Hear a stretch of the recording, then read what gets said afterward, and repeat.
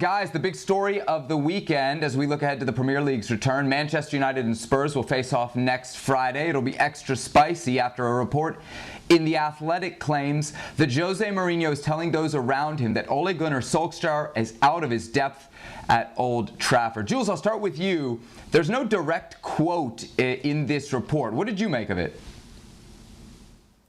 I just think it's typical of Jose Mourinho, really. This Ole Gunnar Solskjaer is not the first manager to be at the end of this kind of criticism from Mourinho. He's done it many times before, that he's better than ex-manager or ex-guy who followed him in his job or who preceded him in a job and things like this. I just don't think there's anything new in there. I would not be surprised if that was leaked on purpose a few days before the two managers face each other. And I don't think, on the other hand, that will phase Ole Gunnar Solskjaer at all. He knows the kind of mind games that Mourinho plays with. There was mind games before the first game when they met each other as well. I don't think there's anything really special about it. It's just Mourinho being Mourinho. Ole Gunnar Solskjaer out of his depth. What do you think, Jan? Well, first of all, I'm not neutral. He's Norwegian. I used to play with Ole Gunnar Solskjaer, but still, I agree. This is the great thing with what I agreed on with Jules is that this is a sideshow of Mourinho. But if this is true, and like we said, we haven't seen the quotes yet, but this is normal mind games. If we start counting titles, there is nearly no manager in the world who can compare themselves with Mourinho. But there is a lot of pop and rock artists as well who used to sell the great records 10 years ago, and they're not in the charts today. And how Tottenham is playing at the moment, he needs to win games. The last 11 games is just like winning 4 of them. The last 11 games, Ole Gunnar Solskjaer hasn't lost. So this is a completely sideshow of Mourinho, if true, to kind of take the attention away for a team that is playing very, very bad. And how he played against RB Leipzig, that was not worthy of a Tottenham team. That was not worthy of a Mourinho team. So the great thing about football, there are governing bodies, there are presidents, there are prime ministers who try to do the same sideshows. But the good thing about sport, it's all on the pitch, mate. Jules, this segment definitely hasn't made Manchester United fans watching the show mad enough. If Craig Burley was here, he'd remind everybody United are 37 points back of Liverpool. Isn't there some truth to what Mourinho is saying about Ole Gunnar Solskjaer? I think it's an interesting debate, and we've been quite critical of Solskjaer in the last year, since he's been in charge pretty much, a year and a half, on some of his tactical decisions, some of the players that he picked, some of the formations. But we also have to praise him for the good things that he did, because he did some really good things, and he's been a bit up and down at times, and maybe the lack of consistency is why we've been a bit tough on Solskjaer. But I was at the game against Liverpool at Old Trafford, and his game plan worked perfectly well, and I don't care what people say that maybe Liverpool were not on a good day and this and that, but the 3-4-3 by United worked so well, and they were so well organised, and they deserved to win that game, and they were really unlucky to concede late in the game for a draw. I've seen some very good performances from United under Solskjaer. I've seen others that were not so good, like the game at the Emirates against Arsenal as well, just at the end of the year.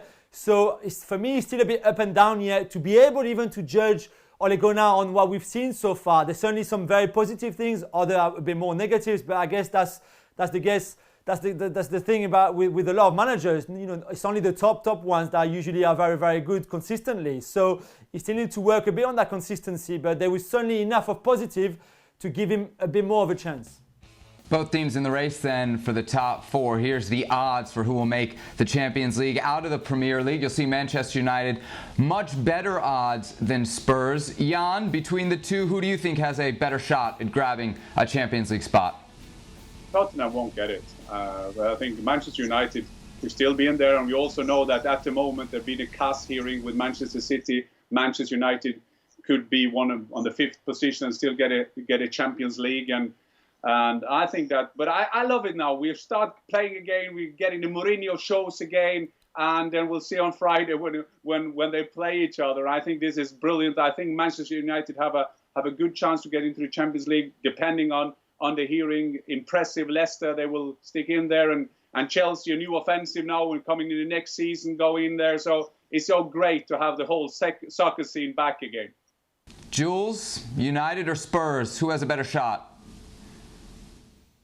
Oh, United, without a doubt. I agree with Jan. I think it's a really, really long shot for Spurs to manage to finish 5th And even fifth, they would have to hope that City's suspension is confirmed and that nothing else changes on there. Fourth is completely out of the question for me. Fifth, they have a slim chance, but United are in a much stronger position, really.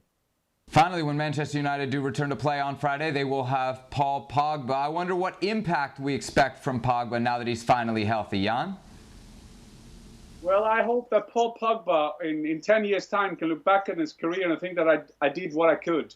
And I feel so sorry for people and players. I was a limited player on my level, and I tried to get everything out of my career. And Paul Pogba is having the biggest title in the world, of course, but still, this talking about all this global player, great star player, well, he has to show it on the pitch.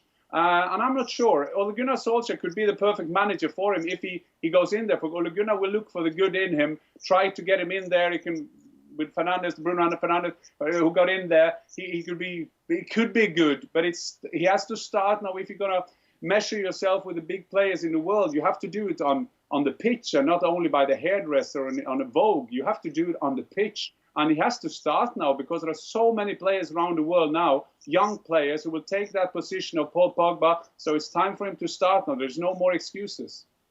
Jules, a lot of people are asking if Pogba and Bruno Fernandes can play together. I mean, they're two excellent players. What's the problem? I don't think there's any problem. I think it's more the excitement of finally we will see them together. If Bruno Fernandes is in the same form that it was before the break, this is going to be great. And Paul Pogba, having not played since January the 1st, and not much even before that, it would be, I think there's a lot of excitement. If Pogba his fitness is ready, and if he's fit, and it will need a bit more game time to get back to his best on the pitch. But I mean, we've seen already in some of the friendlies they've played, even the most recent one, that they can link up together, that the runs from Bruno Fernandes can work really well with Pogba's passing range, especially like long range or mid range for Bruno Fernandes. I really believe they're compatible. They complement each other really well. If you put McTominay behind in a more defensive role and you have Pogba and Bruno as a 2 number 8 if you want, I think that could work fantastically well, especially with 2 wingers and a striker. So I think they've got something very good in there, but you need Pogba to be fit and Pogba to be motivated and hungry, and you need Bruno Fernandes to be in the same kind of form that he was before the break. Thanks so much for watching ESPN on YouTube. And for more sports highlights and analysis, be sure to download the ESPN app. And for premium content and live streaming, subscribe to ESPN Plus.